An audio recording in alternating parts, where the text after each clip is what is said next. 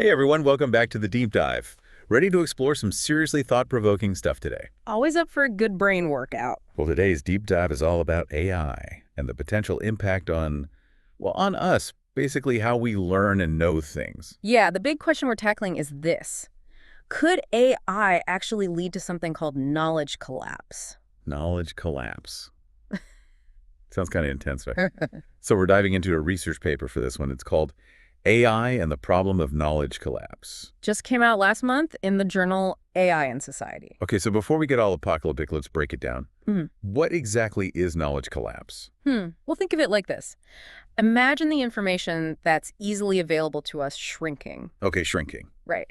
And as that happens, our sense of what's even worth knowing shrinks too. Interesting. Yeah, it's not just about losing access to information. It's more like we start neglecting whole areas of knowledge Because, because they seem too costly to learn or maybe just not relevant to our lives. okay, I see where this is going. So it's Yeah. not that knowledge just disappears, but it becomes harder and harder to find. Exactly. And the paper gives some pretty fascinating real-world examples of how this has already happened throughout history. Ooh, hit me with an example. Okay, how about this? The recipe for ancient Roman concrete. Roman concrete. Yeah, they had this formula that made structures last for centuries, like seriously centuries. I've heard about that, but we don't know how they did it. We've lost the exact recipe. Like they knew something we don't. That's wild. Imagine the things we could build if we rediscovered that knowledge. Right. So this knowledge collapse thing, it's not just ancient history, right? I bet there are examples closer to home. Absolutely. Think about hunter-gatherer societies. They could identify like thousands of plant species. Thousands. Yeah. And they knew all their uses, medicinal, culinary, you name it. Most of us today would be hard-pressed to name like a dozen plants. Wow, that's a good point. It really makes you wonder what knowledge has faded away, even in our own families and communities over generations. Kind of humbling, isn't it? It is. And it makes you think about how technology might be playing a role. Yeah, that's the big question, right? Yeah. How could AI, a technology that's all about processing massive amounts of information, actually contribute to losing knowledge? Seems counterintuitive. It does. But the paper digs into how AI processes information, and it all comes down to a phenomenon called popularity bias in recommender systems. Popularity bias. Is that like how social media algorithms show us what's already trending or going viral? Exactly. AI tends to prioritize information that's common in its training data. It's like AI is saying, hey, everyone's looking at this, so it must be important. But wouldn't that lead us to miss out on less common but potentially valuable knowledge? You got it. The researchers call this long-tail knowledge. Long-tail knowledge. Okay. Yeah, it's the stuff that might not be trending but could hold incredible insights. You know, kind of like those hidden gems that you only discover if you venture off the beaten path? Oh, so it's like if you love music, right? Yeah. If you only listen to the top 40 chart, you'd miss out on a whole world of amazing artists and genres. It's the same with knowledge we need to explore beyond the mainstream to get the full picture. I love that analogy. It really captures the essence of what we're talking about. Okay, I'm getting a serious case of information FOMO now. But before we spiral into a knowledge black hole, doesn't the research also suggest that humans aren't just passive consumers of information? Like we can choose what we learn, right? Absolutely. That's a key point. Unlike AI, we have the ability to actively seek out diverse perspectives. Right. We're not just robots taking in whatever the algorithm feeds us. We can be curious, we can ask questions, we can dig deeper. Exactly. The researchers actually built a simulation to explore this. Oh, really? A simulation? Yeah. They asked, could humans prevent knowledge collapse if given the choice between two types of knowledge? One, traditional, which is more costly to obtain but more diverse, and the other, AI-assisted, which is cheaper but potentially limited. Okay. So it's like choosing between a carefully curated library and a quick Google search. Which path do we choose? What did their simulation reveal? Well, here's the encouraging part. The model suggests that, yes, we can prevent knowledge collapse, but there's a catch. Always a catch. We have to be aware of the value of diverse knowledge and be able to accurately assess the costs and benefits of different sources. So it's about being mindful of our knowledge diet. Love that. Are we just grabbing the quick and easy stuff, or are we making a conscious effort to explore a variety of sources, to get different perspectives? You nailed it. It's like anything else, you need a balanced diet to be healthy, and that includes your information intake. So the big question is, how do we become more aware of what we're consuming and where it's coming from? Because let's be honest, AI is already shaping so much of what we see and hear online. You're right, and that's where things get even more interesting and maybe a little bit concerning, because the research also delves into how AI, especially something called large language models or LLMs, could further influence our access to knowledge. Okay, LLMs, I've heard of those. Give me a quick refresher. Sure, think of LLMs as the brains behind a lot of the AI we interact with every day. Okay. They're what power chatbots write articles, even generate code. Right. They're trained on massive amounts of data, which allows them to generate human quality text and answer questions in a seemingly intelligent way. Okay, that makes sense. But how does this tie back to knowledge collapse? Well, here's the thing. LLMs are really good at remembering and recalling frequently occurring information, what researchers call central knowledge. So the stuff that's already popular and widely known. Exactly. But when it comes to less common or long tail knowledge, they can struggle. And that raises some serious questions about how LLMs might be shaping our understanding of the world, pushing us towards a certain version of knowledge. It's almost like we're being steered towards a greatest hits compilation rather than the full unfiltered experience. A great way to put it. But if AI is shaping how we access and process knowledge, who gets to decide what's considered valuable or important in the first place? Is it the algorithms? Or do we still have a say in shaping our collective knowledge landscape? That's the million-dollar question, isn't it? And one that deserves a deeper dive. It really does. It gets to the core of how we understand the world and even ourselves. And you know what? The paper actually brings up some fascinating historical parallels. Like, how about this? Back in the 12th century, when books started becoming more widespread, some scholars actually saw them as a threat to knowledge. Wait, really? Books? I always think of books as like the ultimate source of knowledge. Why would anyone see them as a threat? I know, right? It sounds crazy. But there was this scholar named Ye Mengte, and he argued that books actually led to a decline in memorization and careful study. He thought they were contributing to errors being repeated and like a decline in real scholarship. Wow. It's like that age-old debate about whether Google is making us stupid, except way back in the 12th century. That's fascinating. It is, and it seems like with every new technology that changes how we access information, there's this fear that we're losing something essential about how we learn and know things. Speaking of new technologies, Yeah. the paper also talks about Plato's Phaedrus dialogue, where he questions whether the shift from oral traditions to written texts was actually a good thing. Oh, yeah, that's a classic. He was worried it would harm memory, reflection, wisdom. Yeah. And it's such a timeless question, isn't it? And it feels even more relevant today with how digital platforms and social media shape so much of what we see and hear. Oh, absolutely.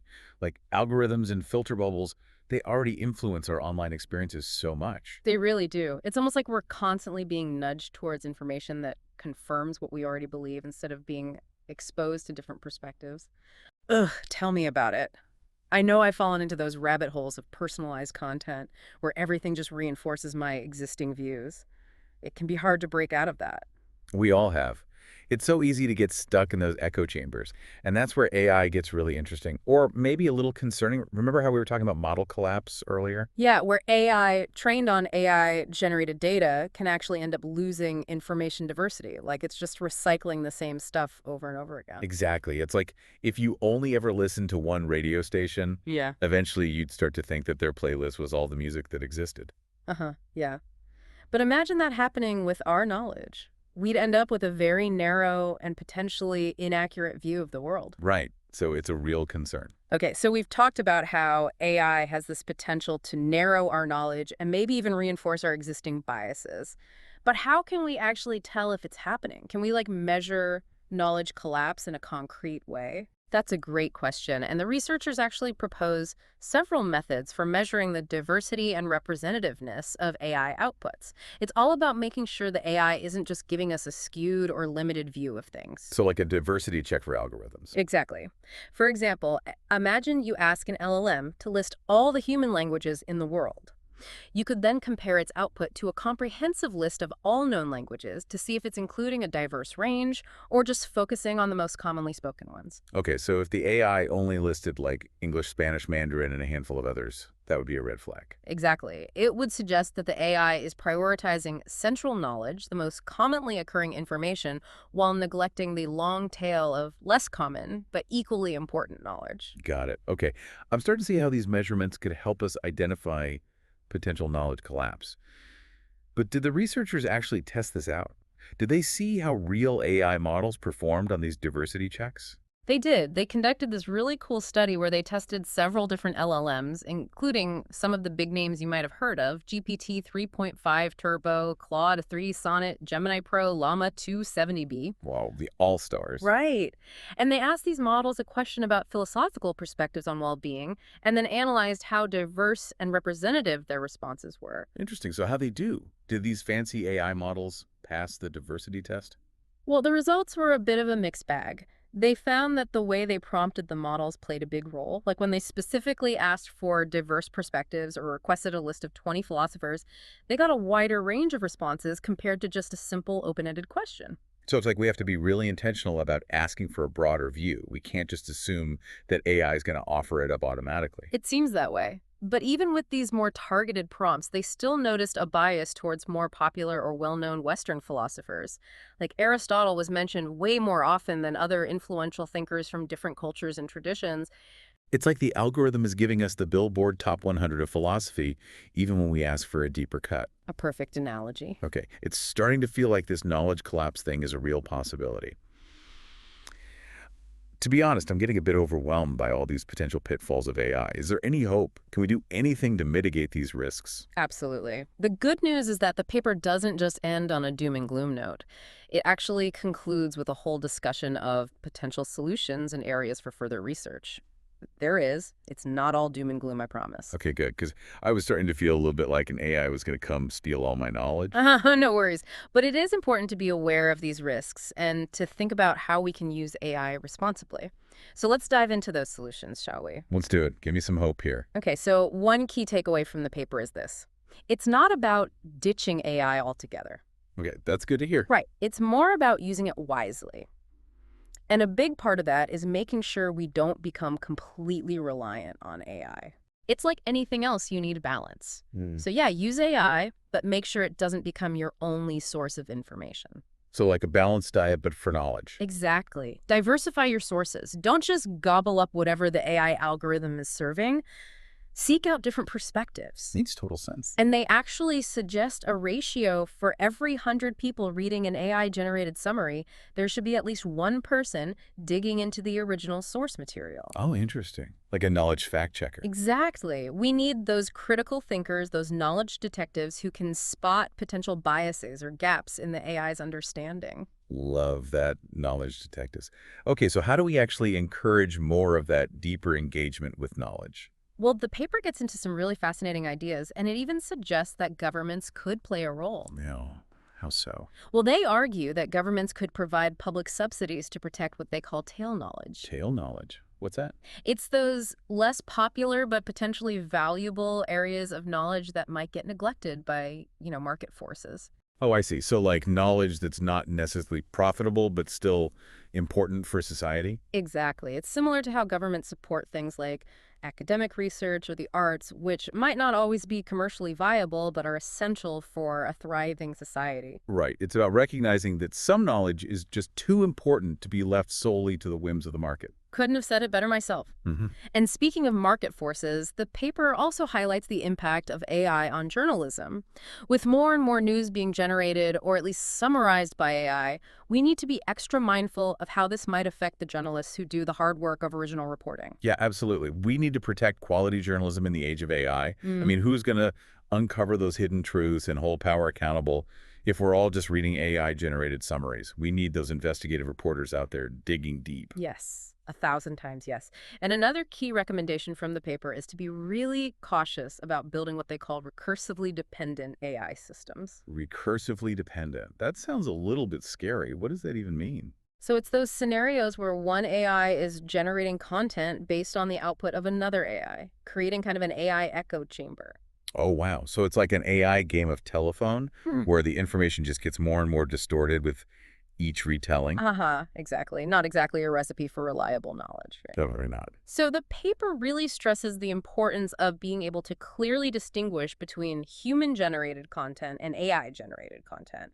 Like preserving access to unmediated texts and original sources. Things like well-designed retrieval augmented generation systems could help with that. So it's not just about creating new AI models. It's also about protecting and valuing the vast amount of knowledge that humans have already created. 100%. It's like making sure the library doesn't get lost in the rush to build the newest, flashiest digital archive. I love that analogy. It really captures the essence of what we're talking about. So it's not just about fact-checking AI-generated content for accuracy, but also considering its representativeness, its diversity of perspectives, its potential biases. Hmm. It's about asking, is this AI giving us the full picture or just a narrow slice of reality? You got it.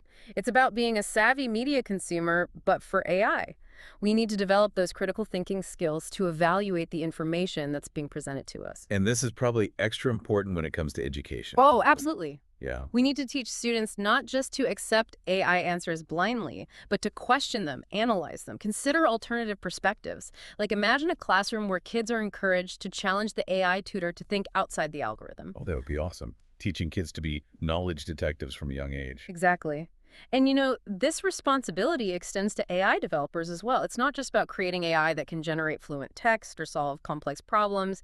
It's about creating AI that is fair, unbiased, and representative of the full spectrum of human knowledge. So it's really a collective effort here. It is. We need AI developers, researchers, educators, policymakers, and even just everyday citizens to be aware of these risks and to work together to mitigate them. It's about shaping a future where AI helps us expand our knowledge rather than limiting it. Well said. That's the goal, right? To use AI as a tool for learning and growth, not as a replacement for human curiosity and critical thinking. Absolutely. It's been a fascinating deep dive exploring this complex relationship between AI and knowledge itself. We've uncovered some potential risks, but also some promising solutions. And hopefully given everyone listening a lot to think about. That's what we aim for.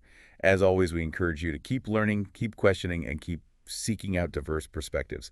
Thanks for joining us on the deep dive.